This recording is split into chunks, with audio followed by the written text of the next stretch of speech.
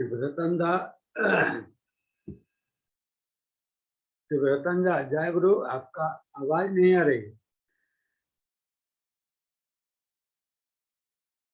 लगता है network issue हो गया। जी दादा अब आ गया, ठीक है जी। अब इस सत्संग के अगले पड़ाव में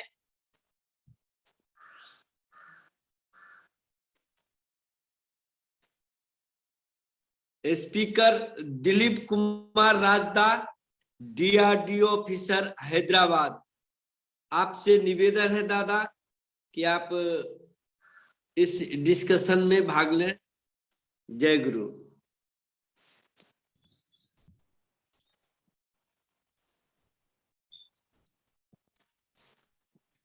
जय गुरु दादा, जय गुरु।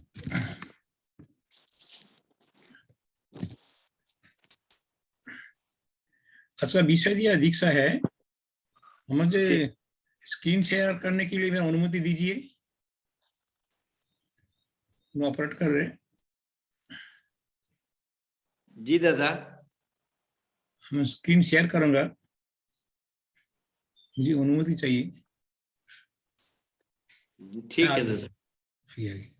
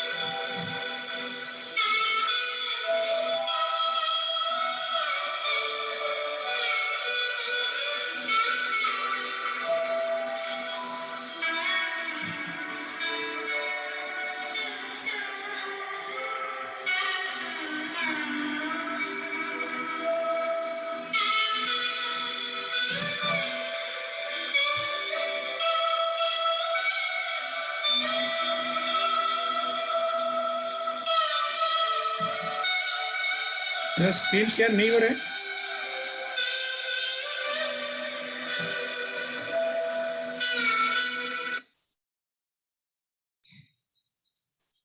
स्क्रीन शेयर क्यों नहीं हो रहे?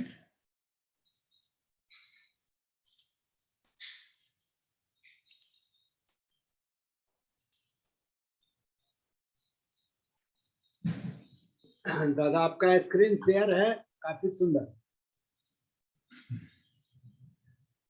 मैं देख रहा हूँ मिक्स पिक्चर नहीं आ रहे।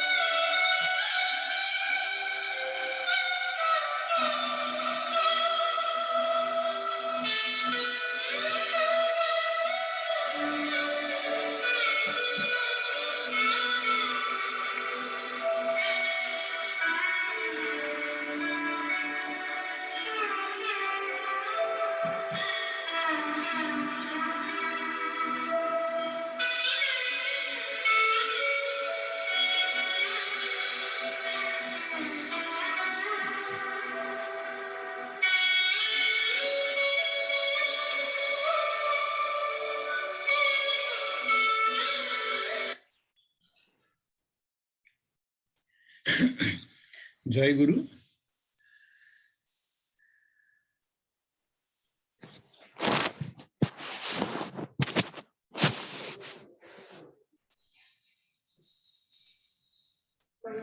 परम प्रेममय परम दयाल श्री श्री ठाकुर रात्रि चरण प्रणाम, जगजीवन लक्ष्मी चरण प्रणाम, पूज्यपाद श्री वर्धा चरण में प्रणाम, पूज्यपाद आचार्य के चरण में प्रणाम और ठाकुर परिवार का सबको रात्रि चरण में मेरा सश्रद्ध प्रणाम।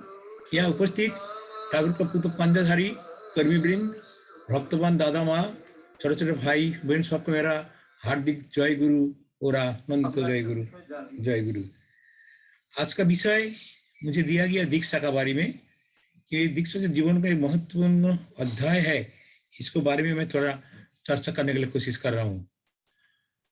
अभी जीवन का रास्ता पर हमारा सामाजिक जो विचार है, जब एक छोटा बच्चा जन्म लेता कोई परिवार में, उस परिवार को चिंता होता है कि बच्चा को पहले कुछ पढ़ाई लिखाई सिखाना है। उद्देश्य होता है कोई जीविका लिए, एक बच्चा जब जन्म लिया कौन सा पढ़ाई लिखाई करने से उनका अच्छा नौकरी मिलेगा, उन्हें पैर में खड़ा हो पाएगा, और उसके लिए जो कुछ सीखा वही दिया जाता है, मेनली फॉर जीविका। जब उसका कुछ जीविका का रास्ता जो मिल जाता है, उसके बाद तो सोचते हैं उनको शादी विवाह कराना है। आजकल शादी विवाह बहुत ढंग से हो रहा है, कोई रजिस्टर मैरिज, नहीं तो बोले 2 हाथ 1 कर दो, नहीं तो अभी मॉडर्न सोसाइटी में अब चलो लिव टुगेदर, शादी विवाह की जरूरत नहीं है, चलो दोनों एक साथ में बस कर लो।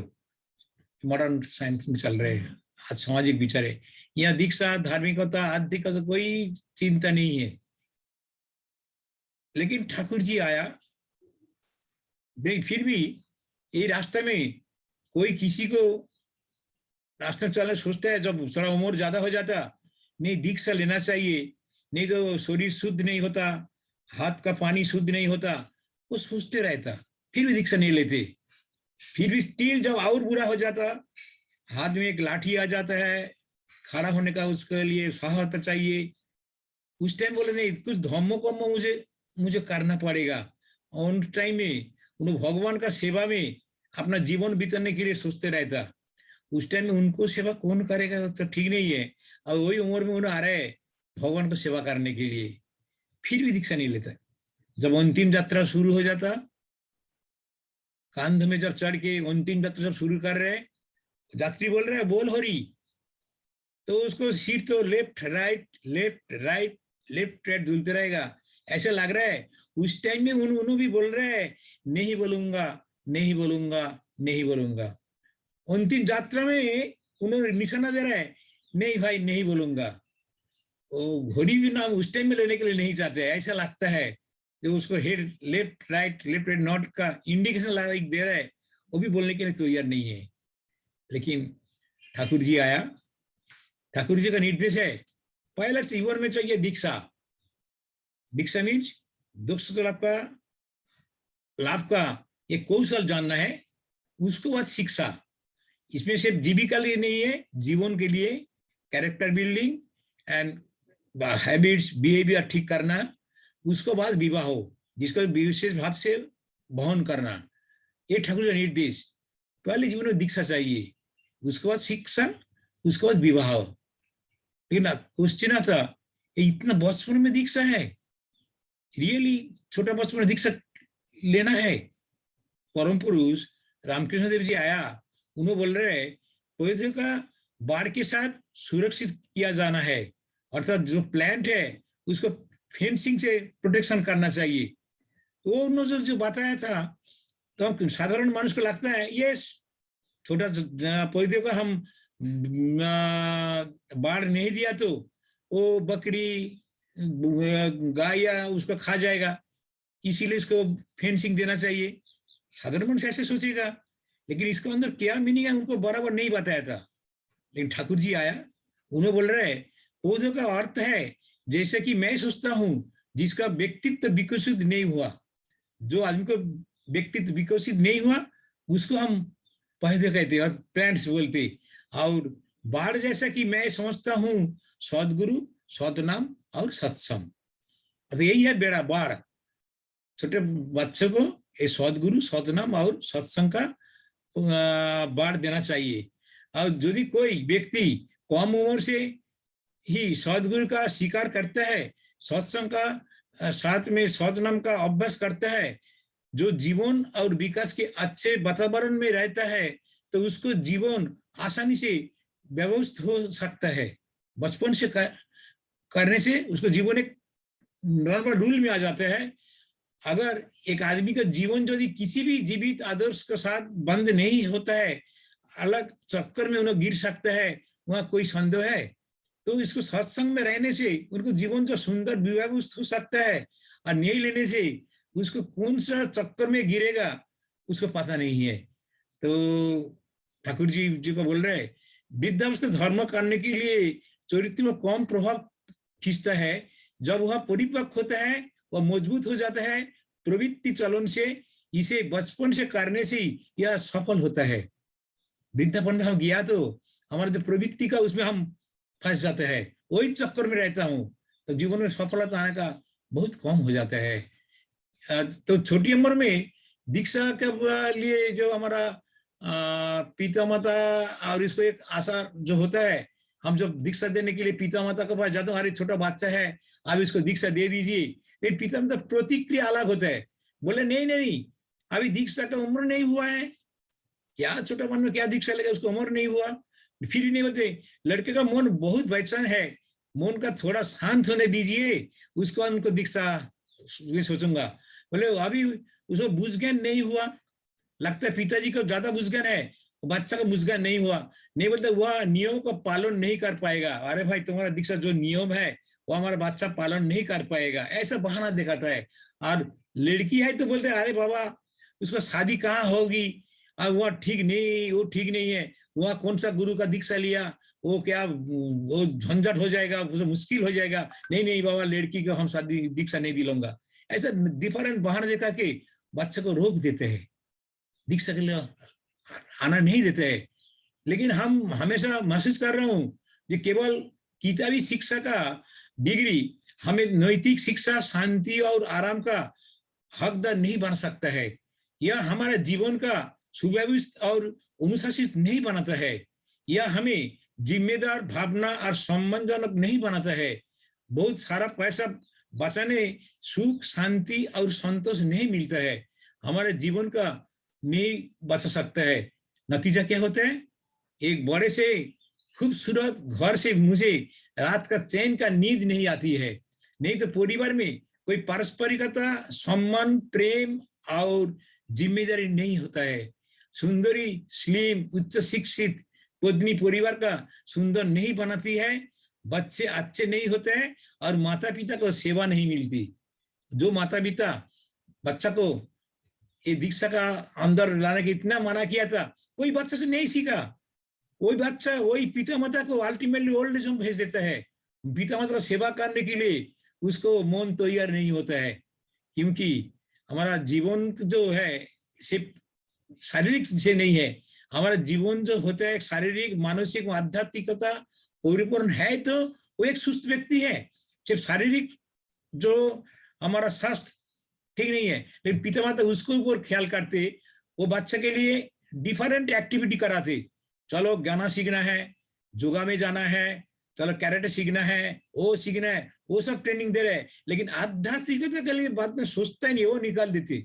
जब आध्यात्मिकता उनको जीवन से नहीं शिक्षा दिया, ऑटोमेटिक मानसिक स्वास्थ्य भी बिगड़ जाता है, नहीं रहता, मेंटल हेल्थ नहीं होता, सिर्फ शारीरिक स्वास्थ्य सुस्त नहीं होता है, अल्टीमेटली वो हो जाता है एक असुस्थ व्यक्ति बन जाता है।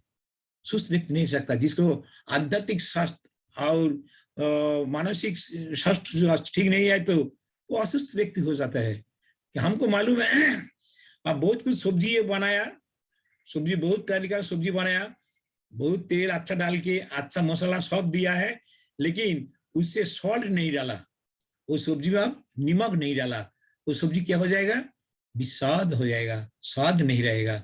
सॉल्ट देखिए सब कुछ दिया, से सॉल्ट नहीं दिया, वो तरकारी सुस्वादु नहीं होता, वो विषाद हो जाता है।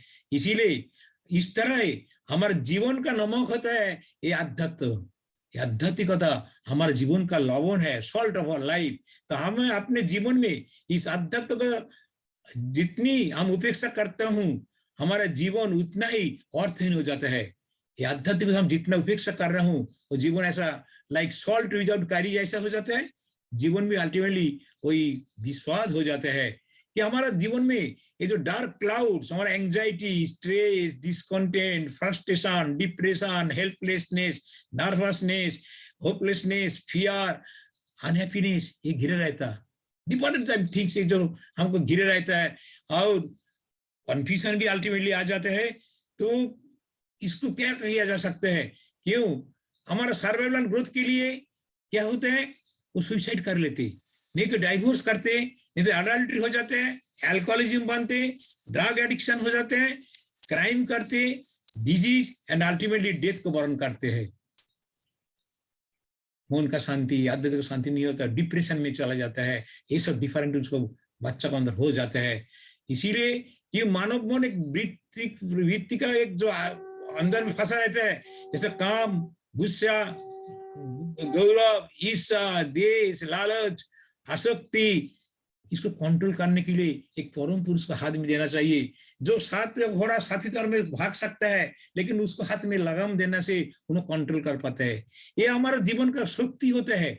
ये शक्ति को रहना है तो हमें मनुष्य के लिए शक्ति चाहिए, तो इसको कंट्रोल करना है। जो कंट्रोल करने से एक परम पुरुष का हमारे लिए जरूरत होता है, जो हमको कंट्रोल करके सीधा रास्ते में चला सकता है। इसीलिए जीवन में आदर्श है, प्रेम का केंद्र बनाना है। दैट इज आदर्श हमारा केंद्र बन सकता, इसको कंट्रोल कर सकते हैं। मनुष्य अपने अस्तित्व का बचना एवं बढ़ाना चाहते हैं, और वही गति और विकास का जिसमें जिंदा है वही आदर्श। इस बचना बढ़ने का जिसका अंदर जीवंत हो गया है वही है आदर्श। ये आदर्श में हमको सपने से इसको कंट्रोल कर पाऊंगा, नहीं तो कंट्रोल करना बहुत मुश्किल होता है। जुग जुग में ऐसे आदर्श आया, जब जब धर्म का ग्लानि होता है तब उन्हें आता है। जैसे आता राम कृष्ण जीशु मोहम्मद रूपायतम चैतन्य रामकृष्ण कलंग पूर्वतनी पुराणम शाश्वतम वर्तमानम।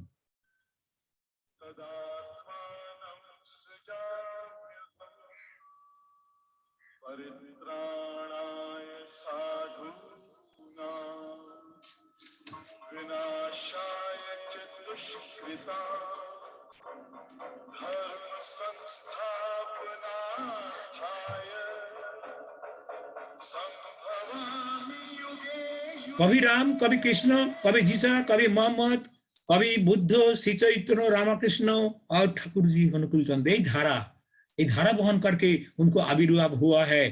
तो वो प्रॉमिस किया था, मैं आऊंगा, बार बार मैं आऊंगा। आया था श्री चैतन्य महाप्रभु रूप से, बोले मुझे और 2 बार आना पड़ेगा। क्यों? ये नाम नए रे भाई, आरु एक नाम आछे, ये नाम निये जावे से नामेर काछे, से नाम बिने रे भाई, ये नाम मीछे। मैं जो नाम दे रहा हूँ वही असली नाम आने वाला है, मैं और 2 बार आना पड़ेगा। वही नाम छोड़ के ये नाम झूठा है। तो उन्होंने आया रामकृष्ण परमहंस रूप से। रामकृष्ण परमहंस जाने के लिए बताया, पार्षद को सब ज्ञान मैं नहीं दे रहा हूँ, फिर मुझे एक बार आना पड़ेगा। तो टाइम में क्या बताया?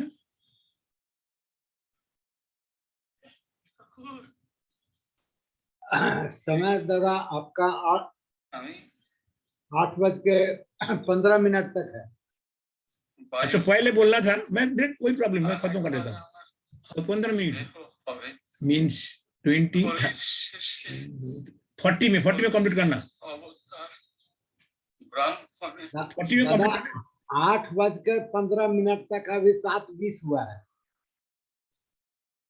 8:15 तक 8:15 8:15 तक जी, वो तो बहुत टाइम अभी, नो प्रॉब्लम। ओके, तो ठीक है।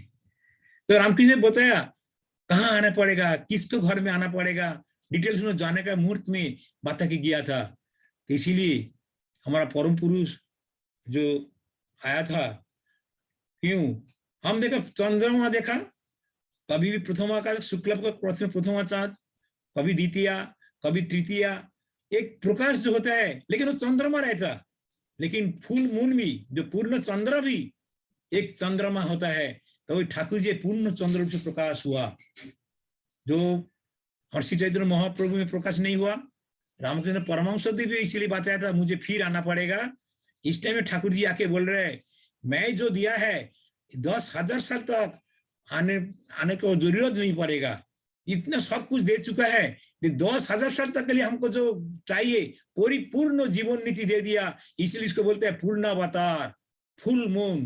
पूर्णावतार आविर्भाव हुआ है जिनमें सब अतीत प्रॉफिट का परिपूर्णकारी है। उन्होंने वर्तमान युग की आवश्यकता का अनुसार विशिष्ट वैशिष्टता के भी वाहक है।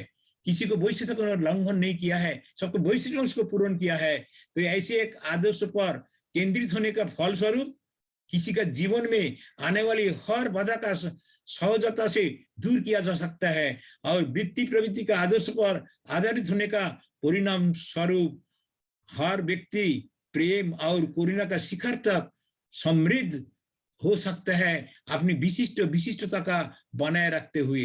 किसी को विशिष्टता का खोने का जरूरत नहीं है, वो बहुत ऊंचा शिखर तक चढ़ सकता है। ऐसे एक पूर्ण रूप अवतारी पुरुष जिसका ग्रहण करने से क्यों 700 साल पहले संत कबीर जी उनको दोहा में बताया था, कबीर धारा अगम की सदगुरु दी लखाए, ताई स्मरण कर स्वामी संग मिलाए। उन्होंने दोहा में बताया था जे धारा का उल्टा करके राधा होता है, उसको स्वामी मिलाने से जो नाम होता है एक युग में वही नाम आने वाला है, उन्देश दिया था। इसीलिए ये सौनाम जो है is the abbreviate from of the total universe. ये जो विश्व सृष्टि हुआ वो सृष्टि का आदिम में जो कंपन था यही नाम का अंदर वही नाम है। क्यों कुछ घटना है, कौन आया ही उनको सदगुरु बोलूंगा, उनको विशेषता क्या है। माता मनमोहिनी था, हुजूर महाराज का से ये नाम सपना में मिला था, कहानी आप लोग को सब मालूम है। तो माता मनमोहिनी जी का इच्छा हुआ उनको गुरु से मिलना है, आया दौलबाग में आके हुजूर महाराज से मिला जो सपना का गुरु था ना, और नाम सपना में मिला था। गुरु जी का पूछा मुझे एक सुसंतान दीजिए। हुजूर ने बताया अरे सुसंतान क्या है, ये दुनिया का निर्माता, दुनिया का मालिक जिसको हम कुल मालिक बोलते, वर्तमान युग का सदनाम का प्रतीक अपने बेटे रूप से प्रकट होंगे, अर्थ मानव का आश्रय और प्रकाश का मार्ग दिखा के बचत करेंगे। हुजूर आशीर्वाद दिया था साधारण संतान के, दुनिया का मालिक तुम्हारा घर में आने वाला है। आया था, थोड़ा घटना बताऊं कुछ। उन्हें मातृघर में पूरे 12 महीने थे। साधारणतः एक बच्चा कितना दिन रहते, 9 मंथ कुछ दिन, परिपूर्ण रूप में 12 महीने था। श्री चैतन्य महाप्रभु 13 महीना था। एक विशिष्टता होता है, उसके शरीर से प्रकाश की इतनी मजबूत किरण निकलती थी जो ऐसा लग रहे थे जैसे घर में आग लगी है।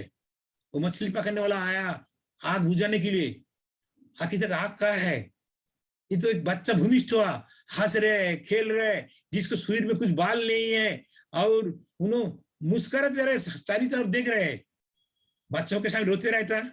इन्हें क्यों रोएगा, इन्हें तो यार उद्धार करने के लिए। और इसको बाहु था आजानुलंबित बाहु, जिसको आजान बाहु कहते। दीज आर फ्यू उनको शारीरिक गठन में बताया, और बहुत कुछ है। लग रहा है वही तो परम पुरुष ही आ गया है ये युग का आदमी को बचत करने के लिए। अरे आजानुलंबित बाहु भी स्पेशली होते हैं ये परम पुरुष का। बहुत घटना बचपन में था। मैं एक छोटा घटना आप लोग को सिर्फ बताऊंगा। उनको जब 10 महीने का उम्र था, उसको माताजी हरिभरपुर में उनके रिश्तेदार उमेश लाड़ी का घर में लेके गया। और उमेश लाड़ी जी था, उन बाल गोपाल का साधक था, बाल गोपाल का पूजा करती थी। और जब उन्होंने भोग चढ़ाया, ध्यान कर अपना इष्ट देवता के लिए, सडनली एक आवाज हुआ, देखा उनको बाल गोपाल का इष्ट देवता जमीन में पड़ा हुआ है और उस सिंहासन में एक छोटा बालक बैठ के मुस्कुरा रहे। बहुत गुस्सा हो गया, मतलब तुम्हारे बेटा को संभाल नहीं रख पाओगी, उसे ठीक से रखो। तो माताजी उनको लेके गया, एक चौकीदार रखा, अच्छा घर में बंद कर दिया। फिर उन्होंने भूख चढ़ाए, चढ़ाने के बाद अपना ईश्वर ध्यान कर रहे। एक ही पुनरावृत्ति हुआ। देखो वही से छोटा बालक कैसे किसी को नजर का धोखा देके फिर वो आके सिंहासन में बैठ गया, वो मूर्ति को फेंक के। जब बहुत गुस्से में बोल रहे माँ को, तुम एक छोटा बच्चा को संभाल नहीं पा रहे, तो माता जी आके उनको प्रहार किया। तो छोटा बालक अपना कंठ में बोल रहे, उन्हें मुझे क्यों बुला रहे हैं, उन्हें मुझे क्यों बुला रहे हैं। देखिए 10 महीने का बच्चा। इस बात सुन के उमेश लाड़ी का चैतन्य फंसाया। अरे तुम बेटा, तुम मेरा डाक सुना, तुम मेरा डाक सुना। अरे मनमोहिनी, आज मेरा पूजा सार्थक हुआ, मेरा बाल गोपाली आ गया, मेरा बाल गोपाली आ गया, मेरा बाल गोपाल आ गया। I like that. बहुत घटना है बचपन का लीला, उसमें प्रकट होता है जैसे हमारा परम पुरुष और फिर आ गया है। तो ये दीक्षा हमारे जीवन में गुरु का क्यों आवश्यकता है? क्यों हम देखा जो भगवान मनुष्य रूप में आया था, जैसे श्री रामचंद्र भी आया था, उन्होंने भी वशिष्ठ मुनि का गुरु बनाया था। जो कृष्ण भगवान, उन्होंने भी भगवान होते भी गौर मुनि का अपना गुरु बनाया था। श्री चैतन्य महाप्रभु ईश्वरपुरी का गुरु बनाया था। एवं जीसस क्राइस्ट जॉन पॉल के गुरु रूप से माना था। रामकृष्ण परमहंस तोतापुरी और कोई गुरु किया था। ये जो श्री ठाकुर अनुकूल चंद्र सरकार साहिब को गुरु रूप से मानते हैं। देखिए भगवान होते हुए भी वो लोग गुरुकरण किया, और हम साधारण व्यक्ति का गुरु का जरूरत नहीं होगा।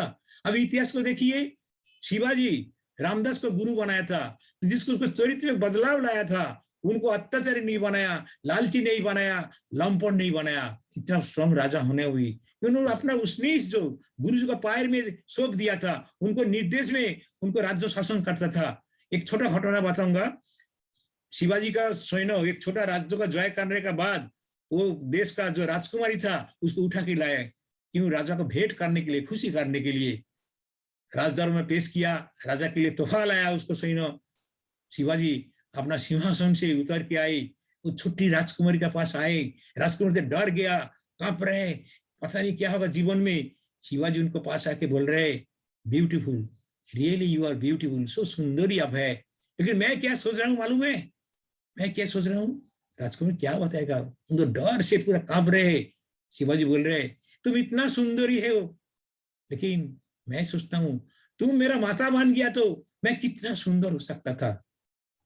ये तो कैरेक्टर का बदलाव। जो राजा होके वो राजकुमार को भोग कर सकता था, लेकिन उसको माता रूप से उसको संबोधन किया। ये होता गुरु का आशा। हम देखा मौर्य साम्राज्य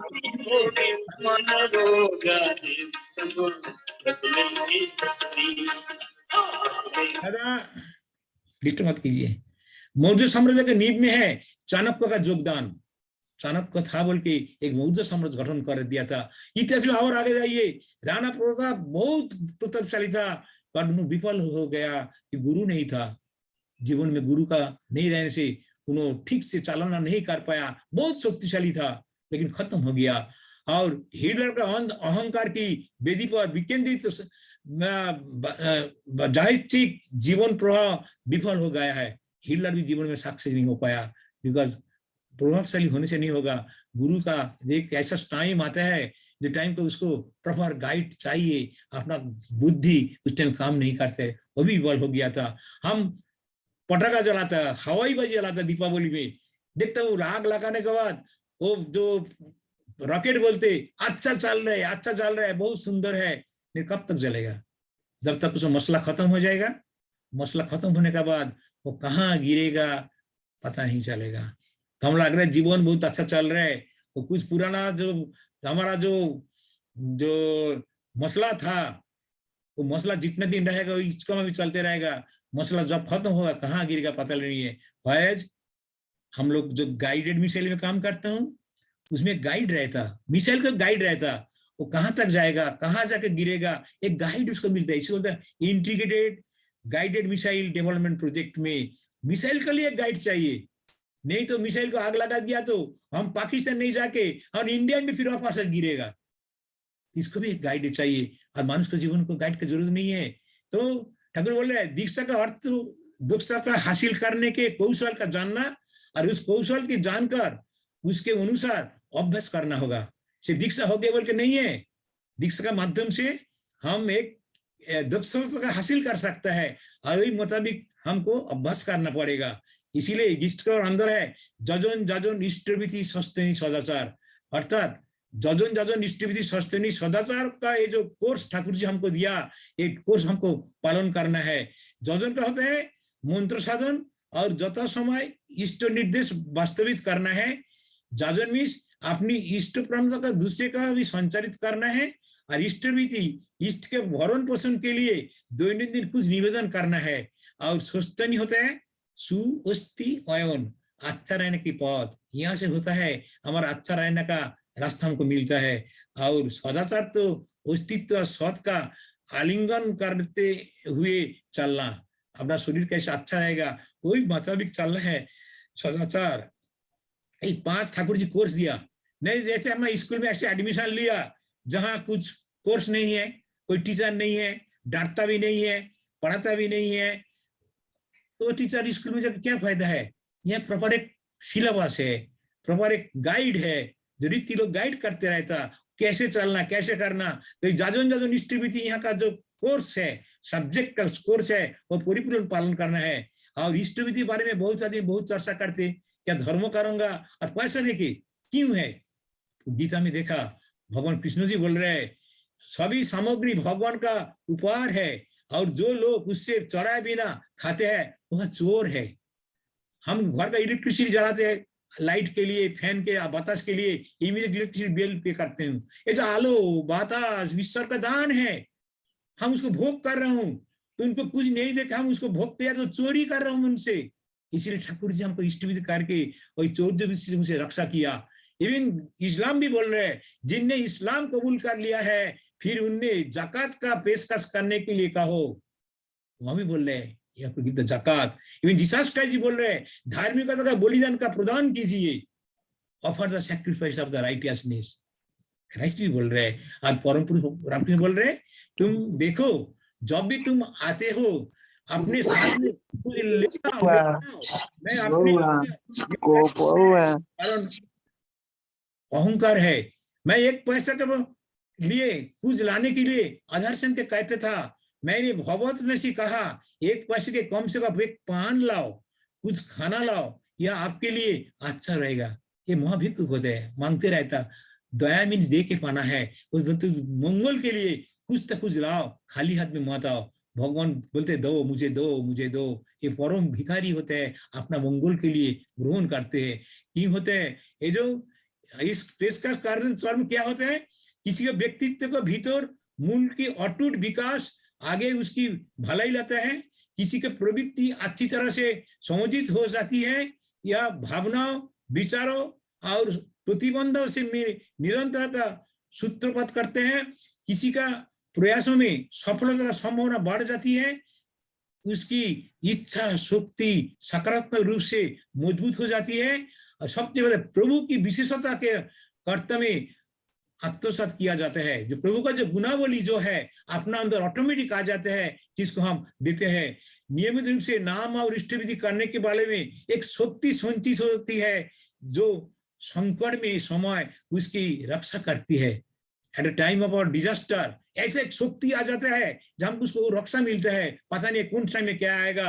और यह इष्टविधि करके बाहर जाने से निकुंभिला जैसा योग करने का, बाहर जाने का माफिक होता है। ऐसा लग रहा है इष्टविधि करके हम बाहर जा रहे, तो ऐसा लगता है निकुंभिला यज्ञ करके हम बाहर जा रहे हूँ। ठाकुर जी आलोचना प्रसंग में 17 खंड में बताया, इट इज लाइक निकुंभिला यज्ञ। निकुंभ यज्ञ कुंभ करता था मेघनाथ, रावण का बेटा। वो निकुंभ यज्ञ करने के बारे में कोई मार नहीं सकता था। ठाकुर जी वही निकुंभ यज्ञ इतना सहज पद्धति से हमको देके गया इष्टवृत्ति, इतना संक्षेप में सहज रूप से। निकुंभ यज्ञ हम डेली कर ले रहा हूँ। एक छोटा घटना बोल रहा हूँ, एक आदमी सफर कर रहा है ट्रेन में, सडनली उसको आवाज आया उतर जाओ उतर जाओ उतर जाओ। उनको मालूम नहीं कौन उसको बताया। ट्रेन नेक्स्ट स्टॉपेज में आने का देखो हुंकार माफिक आया, बोल रहा हूँ ना उतर जाओ उतर जाओ। न उतर पा रहा, ट्रेन चला गया। मुझे लग रहा है अरे कौन आवाज दिया मालूम नहीं है, ट्रेन तो चला गया। एनी हाउ नेक्स्ट ट्रेन में फिर जाऊंगा। तो स्टेशन मार्केट पूछा कि नेक्स्ट ट्रेन कब आएगी? आज तो ट्रेन नहीं आएगा, अभी जो ट्रेन चला गया वो अगले दूर में जाके एक्सीडेंट हो गया, बहुत आदमी को हताहत हुआ, अभी ये लाइन पूरा बंद है। उनको मालूम हो गया ये डाक ठाकुर जी को था। ठाकुर जी के पास आया तो ठाकुर जी आप मुझे बचा लिया, मैं आपका दीक्षा लिया, लेकिन वो ट्रेन में तो हजारों आदमी था जो आपका दीक्षा नहीं लिया, फिर भी तो आपका संतान है, उसका रक्षा क्यों नहीं किया? उत्तर में ठाकुर जी बोला मैं सबके लिए डाक दिया था, लेकिन वो डाक को पकड़ नहीं पाया, तुम मेरे साथ दुख था, इसीलिए तुम्हें डाक को तुम समझ पाया, तुम उसको सुन पाया। वो लोग जुक्त नहीं है, कैसे होगा? जैसा इलेक्ट्रिसिटी है, जनरेटर है, सब है, जब तक स्विच ऑन नहीं करूंगा लाइट नहीं जलता। सिमिलरली इष्टविधि होता है ईश्वर का साथ युक्त होने का एक रास्ता, जो हमारा विपद आपाद में हमको सब मालूम होगा, उनको मैसेजेस हमको आते रहेगा। इसीलिए हमारा जीवन जो है मन बेचैन है, क्यों? मनुष्य खुशी का रास्ते खोज रहे हैं, कहाँ गया तो हमारा खुशी मिलेगा, हमारा सुख मिलेगा, ये आज ढूंढ रहे हैं कहाँ मिलेगा। तो ऐसा लगता है हमको धर्म में युक्त होना है। धर्म कहाँ मिलते हैं?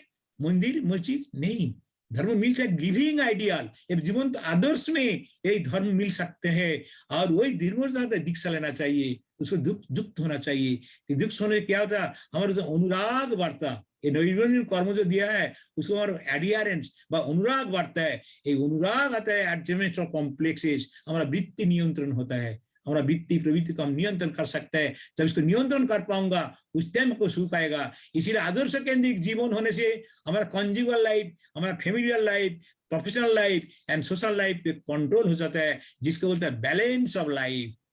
जीवन में संतुलन लाता है, बैलेंस लाइफ होता है। जब आदर्श केंद्रित जीवन में हम चलाऊंगा एक संतुलन आ जाता है, बैलेंस आ जाता है।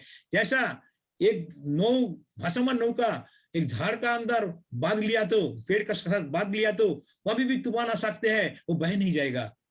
सिमिलरली हमारा जीवन एक आदर्श वृत्त के साथ हम पकड़ के रखा तो हो सकता है जीवन में कोई समय में तूफान आ गया तो यही नोई का माफिक हम इंटैक्ट रहूंगा। ये नहीं हम दीक्षा लिया बोल के झड़ तूफान नहीं आएगा, हमारा अंदर कुछ बीमारी नहीं आएगा, हमारे घर में शोक नहीं आएगा, नहीं, ऐसा बात नहीं है। जीवन में आ सकता है, लेकिन वही कंडीशन में जो साधारण आदमी कुटी को माफिक उड़ जाएगा और जो बाधा रहेगा इंटैक्ट रहेगा, ऐसा नोई का माफिक। इसलिए Thakur Anukul Chandra is the living ideal of the present age, the supreme well wisher of the mankind and fulfiller the best. तो इसलिए being concentric to such a center makes one cross over every hurdle due to the conduction of complexes to the ideal. One thrives up to the helm of love and pity, keeping the specific distinctives intact. उनको अपना वैशिष्ट्य बजाय रखते हुए एक term हद तक sir सकता है। और जेम्स माइकल आया था, Thakur ji we are counting as our time as a money, हमारा इतना समय नहीं है आपको पूरा फिलोसफी हम पढ़ लूंगा। You tell me one in word, what is the total philosophy of satsang? Thakur ji बोला be concentric, be concentric. Yes, हम एक concentric सर्कल बनाना है तो सेंट्रल चाहिए। विदाउट सेंटर अब कॉन्सेंट्रिक सर्कल बनाना जाओ नहीं बनेगा, ऐसा हो जाएगा। तो हमारा लाइफ कॉन्सेंट्रिक नहीं होने से इट बिकम एसेंट्रिक বা डिसेंट्रिक, कॉन्सेंट्रिक नहीं बना पाता है। तो उन्होंने बोला कॉन्सेंट्रिक होकर लाइफ को एडजस्ट करना ही स्पिरिचुअलिटी व आध्यात्मिकता। जेम्स माइकल भी पूछा था, if I make Henry Ford as my ideal centric, उत्तर में ठाकुर बोला you will become Henry Ford but not the Jesus Christ. तुम हेनरी फोर्ड को अपना केंद्र में रखा तो तुम हेनरी फोर्ड बन सकते हैं, लेकिन जीसस क्राइस्ट नहीं बन पाओगी। तो आदर्श इतना उच्च होना चाहिए जीवन में। हम देखा केंद्र में ये हमारा सोलर सिस्टम में सूर्य का केंद्र का ग्रह नक्षत्र घूर रहा है, किसी का कुछ टक्कर नहीं हो रहा है। इवन एक एटम का अंदर न्यूक्लियस का बेस कर इलेक्ट्रॉन घूम रहा है, नाइसली कोई टक्कर नहीं हो रहा है, इसलिए केंद्र में उसका न्यूक्लियस से खिंचावट रहता है। तो कॉन्सेंट्रिक अटैचमेंट मस्तिष्क कोश का जीवित और प्रतिक्रियाशील बनाता है। सृष्टि होता है प्रेम और होता है जीवन में आते हैं ऊर्जा का लहरें, अंतर्निहित जीवी जैविक क्षमता सन्निहित हो उठता है पूर्ण रूप में। और कॉन्सेंट्रिक होने से एनर्जी इफ्यूज करता है प्रभाव, और डिसेंट नहीं होने से, कंटिन्यू नहीं होने से उन्हें हो जाता है एक डिसिपिटेड एवं डिजिंटीग्रेट हो जाता है। तो कॉन्सेंट्रिक नहीं बनूंगा और डिसेंट्रिक होने से और एनर्जी लॉस हो जाता है। हम देखा एक सादा आलो का एक कॉन्वेक्स लेंस का मापिक द्वारा एक पॉइंट में उसको फोकल पॉइंट में मिला तो एक पेपर को जला दे सकते हैं। जो हमारा सूरज रश्मि हमारा सूर्य में लग रहा है कुछ नहीं हो रहा है, जब उसको कॉन्सेंट्रिक बना दिया पावरफुल हो जाता है, कोई पेपर को जला दे सकता है। इवन सेम लाइट को हम लेसर रे बनाया तो एक मोटा लोहे का भी काट दे सकता है। कॉन्सेंट्रिक होना इतना पावरफुल हो जाता है। तो इसीलिए हमारा जो ठाकुर जी जो दिया जो meditation, Thakur said that chanting a phonic name silently and continually works on our nervous, thus activating our brain cell. Brain cell activate हो जाता है और cells become more sensitive and the responsive. Earlier inaccessible feelings successively become understandable. पहले जब जो समझ नहीं पाता था वो हमारे समझ में आ जाता है एवं हम समझ पाते हैं। और क्या होता है, sensitive brains become adjust in such a way that they become receptive. उसको ग्रहण क्षमता बढ़ा देता है। दुख दुख करे कीर्तिदीप्त करे प्राण, कूट कुशली अनुशीलने कीर्तितीर्थ में कराए स्नान। ठाकुर वाणी में दिया। आया था डॉक्टर पारिजात, जो बड़ा साइंटिस्ट है, बहुत बड़ा साइंटिस्ट। पर ठाकुर हमारा सब कुछ है, हमारा अर्थ, धन, संपत्ति, प्रतिपत्ति, हम एक साइंटिस्ट हूँ, हमको सब कुछ है। मेरा दीक्षा का क्या जरूरत है, मेरा सब कुछ मिल गया जीवन में। पारिजा साहेब, आप कभी सब्जी मंडी बाजार में गया, हंस रहे, ठाकुर जी मुझे तो जाने का तो जरूरत नहीं होता है, फिर भी कभी भी गया था वहां जाके तुम आलू सब्जी ऐसा परचेज किया था? है, आलू तो परचेज किया था। तो आपको जब लग रहा है आप 1 किलो आलू ले रहे हैं, आपको कैसे मालूम होगा जो वो जो आलू बेच रहे हैं आपको परफेक्टली 1 किलो आलू दिया? आपको 1 किलो आलू परफेक्ट आपको कैसे मालूम होगा? उन्हें हंस रहे। देखो, मैं ठाकुर जी से पूछा जी मेरा दीक्षा का जरूरत हुआ, और ठाकुर जी क्या स्टोरी सुना रहे, जो आलू लिया बाजार गया, ये नहीं हो ठाकुर जी। उनको बस ऐसे तराजू रहता, जिसके स्टैंडर्ड वेट देता 1 किलो का, ऑपोजिट साइड आलू दिया, जब मिडिल कांटा मैच हो जाता है तो मैं सोचता हूँ 1 किलो आलू हो गया। वही ना पारिजा साहेब, 1 किलो आलू खरीदने के लिए आप देख ले रहे हैं बराबर 1 किलो आलू दिया है। आपको जीवन जो ठीक रास्ते में चल रहे हैं, इसको साथ मेजर करोगी। पारिजा साहब चमक गया एक छोटा उदाहरण से। हमारा जीवन से सुचारू से ठीक से चल रहे, हम किससे कंपेयर करूंगा? पारिजा दीक्षा ले चुका, इमीडिएट पारिजा साहब समझ गया है गुरु का क्या जरूरत है, हम किसके साथ कंपेयर कर पाऊंगा। आया था तो हमारा जीवन का बैलेंस के लिए वी नीड ए गाइड। जीवन का गाइड किसकी जरूरत है, किसको हम कंपेयर कर पाऊंगा। आया था बिग बॉस, हजारों आदमी उसको सलाम करते, ऑफिस में good morning sir, good morning sir, बहुत चल रहे, बहुत अच्छा खुशी है, बहुत बड़ा सैलरी है, उनको दीक्षा क्या जरूरत है? यस बॉस, दिन भर काम किया, इवनिंग जब घर आ रहे सोच रहे चलो अपना पत्नी का साथ इसको शेयर करेगा, कुछ बात करेगा, अब रिलैक्स करेगा, कुछ दिन के साथ बातचीत करते हुए जब घर में आ देखो उस टाइम का पत्नी उनको क्लब जाने का समय हुआ, वो आपके लिए इंतजार नहीं किया, चला जा रहा है, आपका क्या तकलीफ है, उनको सहायता जरूरत नहीं समझ पाती है तो चला जाता है, लड़ाई कर लेते आपके साथ क्लब जाने के लिए, आपको क्या देगा? तो boss you are failed as a ideal husband, तो आदर्श पति रूप से तुम यहाँ फेल हो गया। ठीक है जाने दो, इवनिंग बच्चे लोग आएगा, उनके साथ बातचीत करेगा, बच्चे लोग आया आके घर में आके वोमिटिंग कर रहे हैं दारू पी के, नहीं तो ड्रग एडिक्ट होकर बैठ गया, आपको से बात ही नहीं कर रहे। Boss you are failed as ideal father, आदर्श पिता से आप भी फेल हो गया। बाजार में गया, दुकानदारी बोल रहे हैं अरे बाबू आ रहे हैं, लेगा बहुत अच्छा चीज देगा, पैसा कम है, इसे छुपा के रखो, छुपा के रखो, बाबू को मत दिखाओ। Boss you are failed as ideal citizen. तो तुम्हारा जो ग्रोथ है वन टाइप ग्रोथ है, परिपूर्ण ग्रोथ नहीं है। तुम्हारा जैसा होता है फाइलियल ग्रोथ, एक जो पा मोटा हो जाने से इसको स्वस्थ व्यक्ति नहीं बोलता है, इट इज डिजीज, इधर फाइलेरियल तुम्हारा ट्यूमरस ग्रोथ हो गया, that's your life is failed, disbalance हो गया तुम्हारा लाइफ, इसमें क्यों सुस्वास्थ्य नहीं बोलते हैं, ये फाइलेरियल ग्रोथ है, वन साइड ग्रोथ। तो हमारा चाहिए एक बैलेंस लाइफ चाहिए, कंटिन्यूस चाहिए। आया था पीसी सरकार, मैजिशियन, बिग मैजिशियन, पीसी सरकार बोल रहे ठाकुर जी आप सत्यानुष ने बताया अर्थमान जस इत्यादि पाने का आशा में मुझे ठाकुर बना के भक्त मत मानो।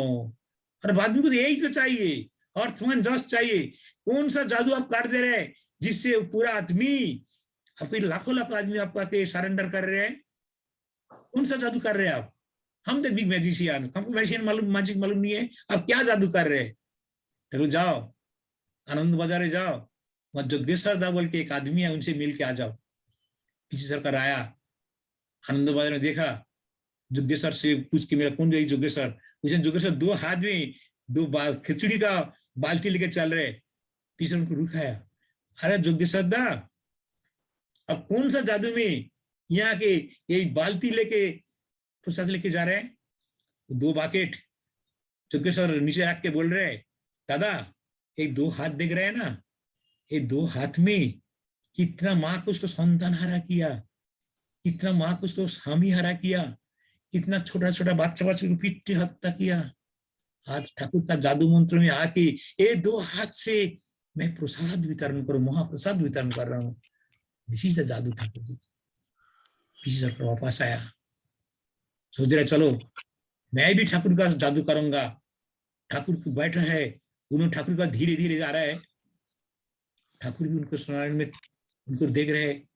पीछे जब ठाकुर जी को आंख मिला के ठाकुर के पास नजदीक आ रहे हैं, धीरे धीरे आ रहे हैं। आते आते ठाकुर तो जब नजदीक पहुंचा, ये झुक के बोल रहे, ठाकुर जी मैं दीक्षा लूंगा। माथा नतक करके ठाकुर जी प्रणाम किया और दीक्षा ले चुका है। पीछे कुछ दोस्त बोल रहा है, इरे भाई तू तो गया तो ठाकुर जी को जादू करने के लिए, तू तो खुद ही हो गया है क्या? इसलिए तू दीक्षा ले चुका है, क्या जादू कर दिया ठाकुर जी? फिर बोल रहे एक बचपन में मेरा माता जी को खो गया था। माता जी को प्रेम, प्रीति, भालोबासा क्या चीज मुझे मालूम नहीं था। जब मैं ठाकुर जी के पास जा रहा है, उसको आंखों पर देख रहा हूँ, हजार हजार माँ को वही प्रेम, प्रीति, प्रेम, भालोबासा निकाल रहे हैं। मैंने अपना को संभाल नहीं पाया। मैंने माँ को अनुभव किया, मेरा माँ ऐसा प्रेम दे रहा है। मैं दीक्षा ले चुका है। ये ठाकुर प्रेमोमय बोलते हैं इसको। आंखों में प्रेम, बातों में प्रेम, देखने में प्रेम, एक प्रेमोमय रूप से आदमी को संदर करते हैं। आया था अमेरिकन गुरु भाई हाउजरमैन, बोले ठाकुर जी, और हाउजरमैन अमेरिकन होते नहीं, बांग्ला भी सीख लिया और बहुत जाजन करते हैं, ज्यादा तो सत्संग कर रहे हैं और बीड़ी भी खाते हैं और बहुत अच्छा धूमधाम से चल रहे हैं। आगे ठाकुर रिपोर्ट दिया, ठाकुर जी परिवर्तन आ रहा है, आदमी को चेंज आ रहा है, आपका चरित्र में बहुत आदमी आ रहा है यहाँ और सत्संग बहुत जोर से। ठाकुर जी बहुत खुश है। तो ऐसे जब कॉन्टिन्यूस बोल रहे हैं, ठाकुर जी बोला, अरे हाउजरमैन हमारा यहाँ एक बच्चा है, जाओ। हाउजरमैन उसको बात सुन के सब बच्चे को शादी में लेके गया। वो बच्चा ने क्या किया, बदमाश बच्चा, वो चोर था, चोरी कर रहे हैं। ये लोग जाजन कर में जा रहे हैं, अपना पार्स रख के वो बच्चा चोरी कर रहे हैं, डिस्टर्ब कर रहे हैं। तो उनको निकाल दिया। दीक्षा कर्म होने के बाद जब वापस आया, ठाकुर जी लोग कुछ नहीं पूछा, ऐसे चल रहा है। एक दिन ठाकुर जी बोल रहे हैं, अरे हाउजरमैन तुम्हारे पास को जो हम बच्चा को भेजा था उन लोग कहाँ है, वो किधर है? वो बिरजू बोल के बच्चा था, हमारा बिरजू कहाँ है? बोले Thakur ji Birju is a thief, हमारा जाजन पूरी हमारा डिस्टर्ब करते हैं। He is not survival of the fittest. Birju was not fit enough to tour with us. Birju fit नहीं है हमारे साथ टूर करने के लिए। आपको मालूम है सर्वाइवल ऑफ द फिटेस्ट, वो फिट नहीं है, इसीलिए हमको निकाल दिया है। ठाकुर जी गंभीर हो गया, काला हो गया। हाउजरमैन तुम बोल रहा है इतना परिवर्तन आ रहा है, आज इनको चेंज कर रहे हैं, तुम एक छोटा बच्चा को चेंज नहीं कर पाया और तुम दुनिया का चेंज करने के लिए कर्म कर रहे हैं। एक छोटा बच्चा का तुम चेंज नहीं कर पाया। सुनो हाउजरमैन, you will can survive when you make one unfit to be fit, one incompetent to competent, incapable to capable, and inefficient to efficient. Then only you can survive. Other your survival will be a threat. यह ठाकुर जी हमको सबको unfit को fit करा रहे हैं। हमको आपद विपद में, हमारा परिस्थिति में हमको माफिक हमको एडजस्ट करना है। तो this is called how to adjust, how to be balance life. एक छोटा बच्चा को हम ठीक नहीं पा रहे और दुनिया का हम चेंज कर रहा हूँ। Sorry Hauserman, you can not survive unless you make other fit for. अरे तो ठाकुर जी बोला ये proper initiation, proper education, comfortable marriage एक होना चाहिए। The earth is full of agonies of civilised, my war is a war of services against the foes common to all, the poor and the rich, the east and the west. Have you not nursed the plague of attack, the citadels of ignorance, prejudice, the host visible and invisible that brings in disease, sufferings and death? मेरा युद्ध उसके against में है, धनी दरिद्र सब against में जो डिजीज, सफरिंग, डेथ का अगेंस्ट मेरा युद्ध है। इसीलिए चाहिए proper initiation, proper education and comfortable marriage. तो silent movement of mankind world wide is satsang, ये साइलेंट मूवमेंट है सत्संग का, धीरे धीरे चल रहा है, कोई पेपर का ऐड नहीं है, कुछ साहस नहीं है, इंटरनली अंदर से ये सत्संग का चल रहा है मूवमेंट। जीवित रहने का जो सौंदर्य और सार्थकता, जीवन का सुंदर सार्थक कहाँ है? ठाकुर जी बोल रहे हैं, if we become concentrated to the living ideal, then all our passion and complexes become adjusted and meaningful, and out of our attachment to him, the energy radiates and effuses. Otherwise, man is likely to be torn to pieces by the environment and the deleterious thrusts of passion. He wants revolution, which brings radical change not only in the outside world, but also in the innermost being of a man.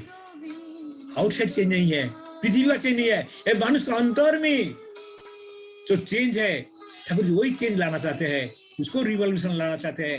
आज को अंतर का जो विकसित करना है वही revolution Thakur ji ला रहे हैं। हर एक आदमी को शुड बी रिफॉर्म, हर एक आदमी जब रिफॉर्म हो जाएगा, हर एक परिवार रिफॉर्म हो जाएगा, और परिवार रिफॉर्म हुआ तो एक समाज रिफॉर्म होता है, समाज रिफॉर्म हो गया तो देश तो रिफॉर्मेशन होएगा। इसलिए every individual is so important Thakur का पास, हर एक को ठाकुर चेंज करना चाहते हैं।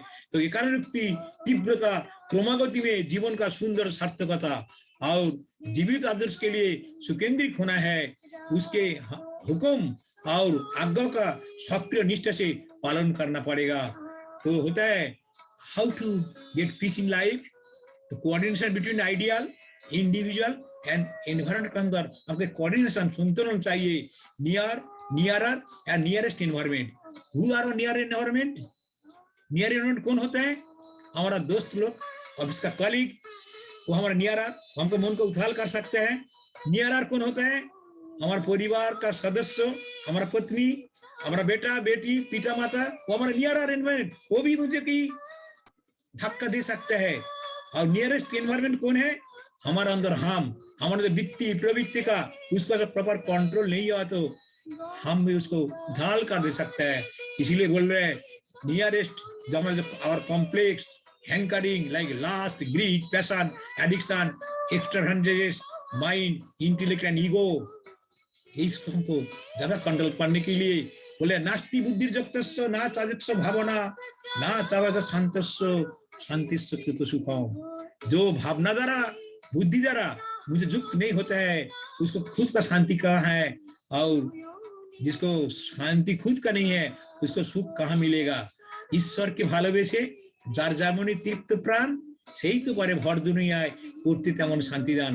जो ईश्वर को प्रेम करके जिसको प्राण तृप्त है उन्हों कर सकता है दूसरा को वही शांति, वही जो उसको दुनिया का शांति दे सकता है। जिसका खुद का शांति नहीं है दूसरा को शांति क्या देगा? इसलिए ईश्वर को प्रेम करके अपना प्राण को तृप्त बनाना है। हम बोलते हैं कभी प्राण खुले बोलिते पारी वो पेয়েছি আমার শেষ, তোমরা সকলে সময়ের পিছে গুরু তোমাদের সবারে ডাকিছে, আমার জীবনে লোভিয়া জীবন জাগরে সকল देश। हम सोचते हैं जब सब कर्म होने के बाद, सब कर्म खत्म होने के बाद ठाकुर जी का सेवा करूंगा, देखा जाएगा जीवन गुजार जाएगा तो हमको सब कुछ मिलने के लिए बाकी रह जाता है। रविंद्र टेगर बोल रहे हैं हम कब बोल पाऊंगा मेरा सब कुछ मिल गया है? मिलता नहीं। एक चीज मिलने के बाद और एक दूसरा बड़ा चीज हमको अभाव हमारा तैयार हो जाता है, हम उसको पीछे भागते रहता हूँ। इसलिए कभी नहीं बोल सकता हूँ कि मेरा सब कुछ मिलने का बाद मैं आध्यात्मिकता करूंगा। ये सड़ों का समस्या का बीच मन का शांत रखने के लिए तरीके सद मंत्र साधना, और जीवन में शांति तभी आती है जब मन शांत होता है। इसका मन शांत होता है उसको शांति मिलता है। अरे शांत होने के लिए ऐसे सदगुरु का जरूरत होता है जो हमको शांति दे सकता है। मन शांति नहीं है तो आपको मन शांत नहीं है तो आपको शांति कहाँ से आएगा? ये मन का शांत करने के लिए जैसा एक पानी का ऊपर में चढ़ाने के लिए मोटर जो होता है जरूरत होता है, नहीं तो पानी ऊपर नहीं चढ़ेगी। सिमिलरली और मन को शांत करने के लिए ये मंत्र चाहिए। मन का जो त्राण कर सकता है यही मंत्र चाहिए, जिसको हम मन शांत होने से ऑटोमेटिक शांति आता है। जय गुरु। इस लक्ष्य के प्राप्त करने के लिए हम एक जीवंत आदर्श और सदगुरु का जरूरत होता है। वो छोड़ के और कोई हमारा जीवन का शांति नहीं दे सकता है। জয় গুরু দাদা। গোবিন্দ রাখো চরণে।